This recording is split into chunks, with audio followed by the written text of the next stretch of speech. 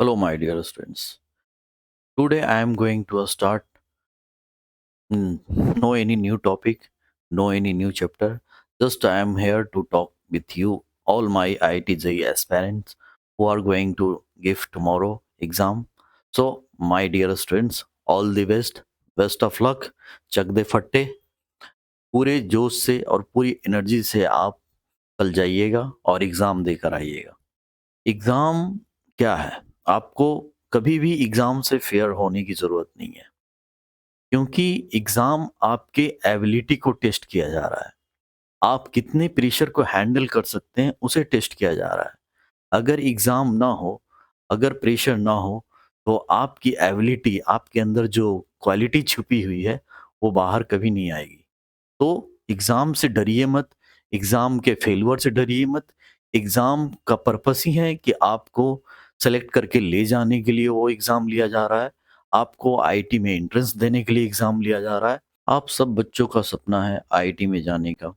इसलिए मैंने 59th convocation जो आईआईटी मद्रास का हुआ था, उसका मैंने वीडियो थोड़ा लिया है, ताकि आप लोग इंस्पायर हो सकें कि आप लोग कल को कहाँ जाना चाहते हैं। आखिर आईआईटी की एग्ज़ाम के प्रिपरेशन में आप लोगों ने दिन-रात एक कर दी। खाने-पीने भूल कर अपनी जितनी भी एक तरह कह सकते हैं प्रिविलेज आपकी थी, उन सभी को ये 59th आईआईटी मद्रास का आईआईटी जो चेन्नई है, उसका कन्वोकेशन पार्टी है, उसका कन्वोकेशन है।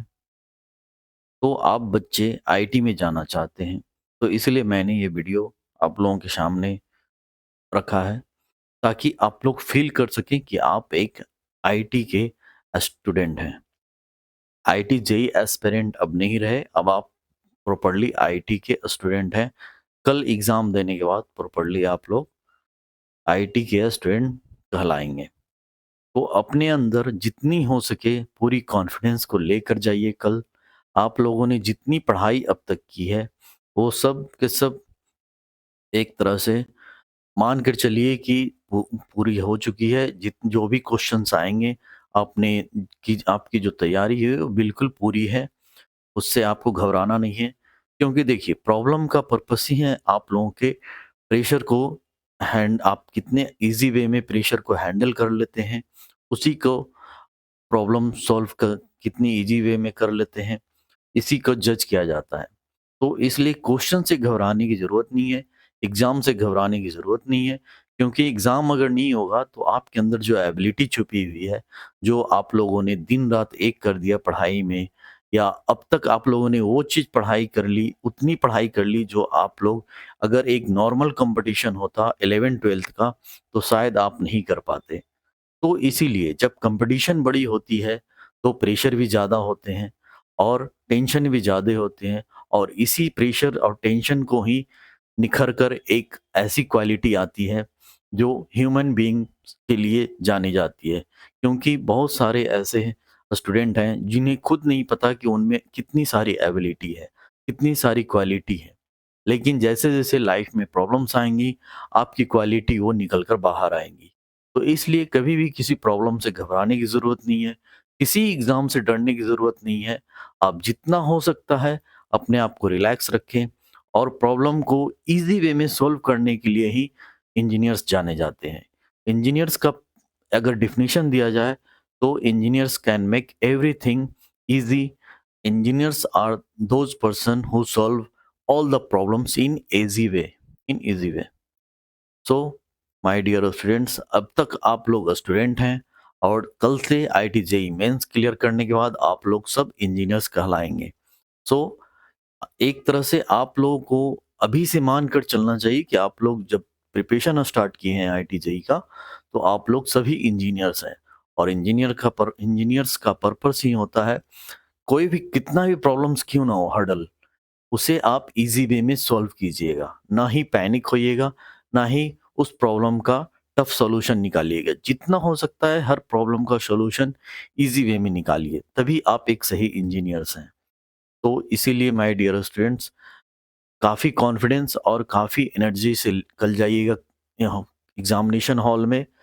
ज़रा-सा भी डरने की ज़रूरत नहीं है, फेल होने से घबराने की ज़रूरत नहीं है। होना क्या होता है? फेल होना इन द सेंस, आप अपनी लाइफ में जस्ट एक चांस को मिस कर रहे हैं। तो उससे घबराने की ज़रूरत नहीं है। लाइफ है, लाइफ में काफ़ी चांसेस मिलेंगे।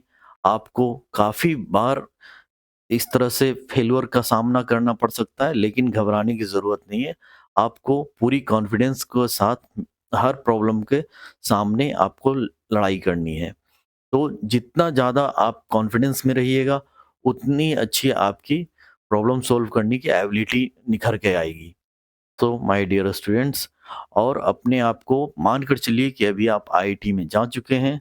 ऐसे सपने देखकर सोइए रात में कि आप आईआईटी में क्रैक कर चुके हैं और कल का एग्ज़ाम बहुत ही अच्छे से दीजिएगा। थोड़ा-सा भी पैनिक होने की ज़रूरत नहीं है। आप देख सकते हैं आईआईटी का सपना देखने में कैसा लगता है, आप आज की रात ज़रूर देखिए। और ये देखिए आईआईटी का कॉन्वोकेशन फंक्शन जो चल रहे हैं, काफ़ी सारे अच्छे प्रोफ़ेसर जो होते हैं आईआईटी के, और भी बहुत सारे प्रोफ़ेसर जिन जो हम लोग का जो आम लड़कों का सपना होता है उन लोगों से पढ़ाई करने का। तो अनफॉर्चुनेट बहुत सारे बच्चे हैं जो नहीं पढ़ पाते हैं, नहीं जा पाते हैं आईआईटी में, जैसे कि हम लोग थे। तो हम लोग के पास वैसी अपॉर्च्युनिटी नहीं थी, हम लोग के पास वो फाइनेंशियल सपोर्ट नहीं थे, या कह सकते हैं टीचर अच्छे नहीं मिले हमें। तो बहुत सारे रीज़न थे।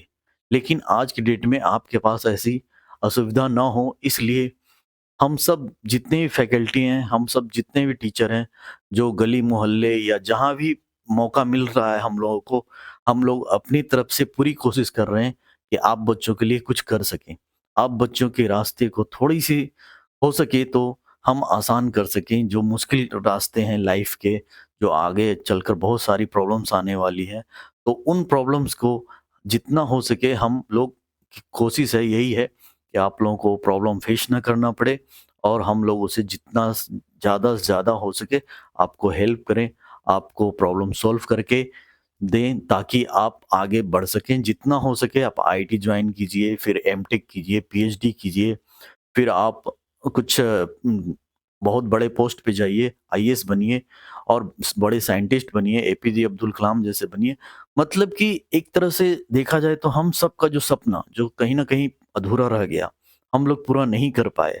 हम लोगों का क्या मतलब, बहुत सारे ऐसे स्टूडेंट या बहुत सारे ऐसे आपके पेरेंट्स भी होंगे, जिनका सपना होगा कि कुछ अच्छा करना, कुछ बड़ा करना आईआईटी वगैरह में जाकर। क्योंकि एक आईआईटी हमारे देश का ऐसा इंस्टीट्यूट है, जहाँ जाने के बाद आपके आगे का फ्यूचर एक सिक्योर मानी जाती है। या फ्यूचर को तो छोड़िए, आपकी लाइफ, आपकी पर्सनैलिटी जो एक अलग ही निखर के आएगी। तो इसीलिए आईआईटी जानी जाती है कि आपकी लाइफ चेंजिंग एक तरह से मोमेंट वो होगा जब आप जॉइन कीजिएगा। और बहुत सारे ऐसे लोग हैं जो अनफॉर्चुनेट नहीं कर पाते हैं, जैसे हम लोग थे, लेकिन इट्स ओके। लेकिन आप बच्चों के साथ ऐसा नहीं है, आजकल फैसिलिटी काफ़ी अच्छी है। आप लोग को ऑफ़लाइन नहीं तो ऑनलाइन दी जा रही है, जितना हो सके समझाया जा रहा है, पढ़ाया जा रहा है। हम लोग लगे हुए हैं दिन-रात कि आप बच्चे कुछ अच्छा कर सकें, मोटिवेट करने की कोशिश करते हैं। जितना हो सके आप बच्चे पढ़ाई पे फ़ोकस रखिए, कंसंट्रेट करके पढ़ाई पे ध्यान दीजिए, तो आपको प्रॉब्लम नहीं आएगी आगे चलकर। क्योंकि अभी का जो टाइम है वो बहुत ही इम्पोर्टेंट टाइम है। ये 10th 11th 12th और फिर ये जो कॉम्पिटिशन का जो है आईआईटी और नीट का जो भी बच्चे प्रिपरेशन करते हैं, इस वक़्त अगर आप लोगों ने अपने आप को सँभाल लिया, तो आपकी लाइफ़ आगे चलकर बहुत ही अच्छी होने वाली है। तो इसीलिए हर पेरेंट्स चाहते हैं कि बच्चे हमारे आईआईटी में जाएँ, या नीट के जो एग्ज़ाम देते हैं उसमें कि एम्स वग़ैरह में जाएँ बच्चे। तो बच्चों को नहीं समझ में आता है, लेकिन बच्चे, हम पेरेंट्स या हम टीचर का पर्पस यही है कि आप बच्चों की लाइफ जो है वो जितना हो सके सिक्योर किया जा सके फ्यूचर को, और कंफर्टेबल दिया जा सके लाइफ को। तो इसीलिए अभी अगर मेहनत कीजिएगा तो फ्यूचर में आपको प्रॉब्लम नहीं होंगी, लेकिन अगर आपने अभी मेहनत नहीं किया तो बाद में आगे जाकर बहुत प्रॉब्लम्स होती हैं।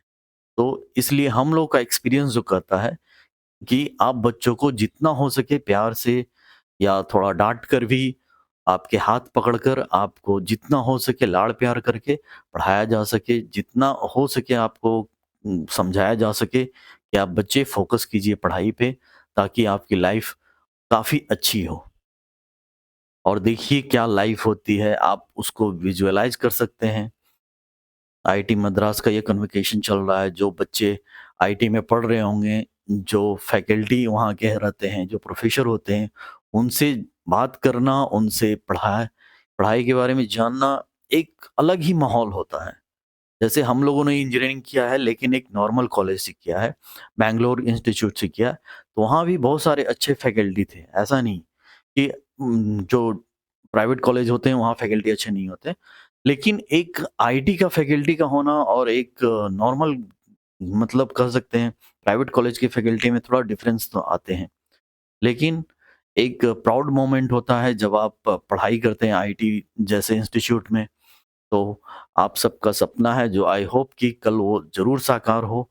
आप सब बच्चे मेरा पर्पस चले तो मैं तो जितने बच्चे अपीयर हो रहे हैं मैं चाहूँगा सब के सब बच्चे आईआईटी में जॉइन करें ताकि देश का फ्यूचर कुछ अच्छा हो सके। क्योंकि आप बच्चे ही कल का फ्यूचर हैं। आप बच्चे अगर आज की डेट में अच्छी पढ़ाई करके कुछ बन जाते हैं तो कल इस सिर्फ़ आपके फैमिली का नहीं, आपके मोहल्ले का नहीं, आपके शहर का नहीं, इस पूरे देश का फ्यूचर अच्छा होगा। So I hope all the best to all of you, my dear students. Best of luck. और कुछ नेगेटिव बातें हैं भी हैं जो मैं चाहता हूँ कह दूँ अभी ही। बच्चे अगर फेल होते हैं तो उस क्योंकि देखिए फेल होने का पर्पस फेल होने का मतलब ये नहीं है कि आप बच्चे में काबिलियत नहीं है। फेल होने का मतलब ये नहीं है कि आपने पढ़ाई नहीं की। फेल होने का मतलब ये नहीं है कि आपने अच्छे से टीचर का या जो भी लेक्चर है वो अटेंड नहीं किया। तो अपने आप को ब्लेम ना करें अगर बाय चांस ऐसा कुछ होता है तो। रीज़न कंपटीशन काफ़ी टफ है। हमारे देश में 23 आईटी इंस्टीट्यूट हैं। तो और हमारे जो कल अगर हो सकता है एस्पिरेंट जो आईआईटी जेईई के एस्पिरेंट हैं मीन्स के वो around 10 to maybe 20 lakh तक हो। 20-15 लाख 20 10 टू 15 लाख मान के चलिए होंगे। तो सोच सकते हैं हमारे पास सीटें 50,000 है।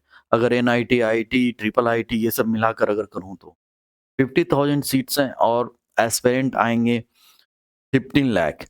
तो ऑब्वियस सी बात है कट ऑफ काफ़ी क्लोज़ होते हैं और होंगे भी। एक-एक क्वेश्चन बहुत इम्पोर्टेंट रखता है, बहुत ही मायने रखता है। एक क्वेश्चन भी स्किप करना या एक क्वेश्चन भी बाय चांस आप अगर सॉल्व नहीं कर पा रहे हैं और कोई बच्चे जो हैं जो एक क्वेश्चन एक्स्ट्रा सॉल्व कर रहे हैं, तो एक-एक मार्क्स बहुत मायने रखता है आज के डेट में, कोई भी कॉम्पिटिशन हो। तो अगर उस दौरान आपने जो भी अब तक तैयारी की है, उसमें से अगर कुछ रह गया है, कुछ मिस हो गया है, तो उसके बारे में अब ना सोचें, अब सोचने का टाइम नहीं है। लेकिन ऐसा हो सकता है बाई चांस अगर कुछ हो जाए, जो कि हम नहीं चाहेंगे as a faculty, as a teacher हम नहीं चाहेंगे किसी बच्चे का रिज़ल्ट खराब हो। लेकिन अगर हो जाए, तो हिम्मत हारने की ज़रूरत नहीं है। अपने आप को मोटिवेटेड रखें, अपने आप को देखिए आपकी इंटेलिजेंस किसी मायने में कम नहीं है किसी से। अगर आईटी क्रैक नहीं होता है इसका ये मतलब नहीं है कि आप इंटेलिजेंस नहीं हो, आपकी माइंड काम नहीं करती, आपकी माइंड अच्छी नहीं है। इट इज़ जस्ट अपॉर्च्युनिटी जो आपने एक मिस कर दी। थोड़ी-सी लैक ऑफ आपकी concentration, lack of focus about the study आपने मिस कर दी। तो इन सब चीज़ों से घबराने की ज़रूरत नहीं है। आप लाइफ में अभी काफ़ी अपॉर्च्युनिटी आपके सामने आएँगी। ऐसे कई लोग हैं हमारे देश में जो सक्सेसफुल हैं, जो शायद आईटी से नहीं हैं, जिन्हें आप अच्छी तरह से जानते हैं। एग्ज़ाम्पल आप फिज़िक्स वाले को ले सकते हैं, फिर आप खान सर को ले सकते हैं, फिर आप सबसे बड़े पॉलिटिशियन हमारे देश के लीडर मोदी जी को ले सकते हैं, जो आईटी से नहीं है, जो किसी एम्स से नहीं है, लेकिन आज उतने सक्सेसफुल हैं कि आईटी से और एम्स के डॉक्टर्स के आगे मतलब उनके सामने कुछ भी नहीं है। तो आप सोच सकते हैं, आप अगर अनसक्सेसफुल हैं, इसका ये मतलब नहीं कि आपकी एबिलिटी खत्म हो गई।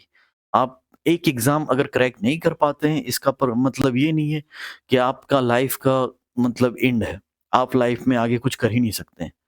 ये सब बातें ना सोचें, इन सब बातों से दूर रहें। आप हर्डल को जितना फेस कीजिएगा, आप लाइफ़ में उतना आगे जाइएगा। जो इंसान प्रॉब्लम को फेस नहीं करते हैं, उनसे भागते हैं, वैसे इंसान के लिए कहीं कोई जगह नहीं है। सक्सेस उन्हीं के लिए है, जो प्रॉब्लम को फेस करते हैं। और अभी एक 12th फेल मूवी भी आई थी, उसमें भी आप देख सकते हैं, आप बच्चों के लिए काफ़ी अच्छा इंस्पिरेशन मिलेगा। एक ऐसा स्टूडेंट जो 12th फेल करता है, वो कल को आईएएस बनता है।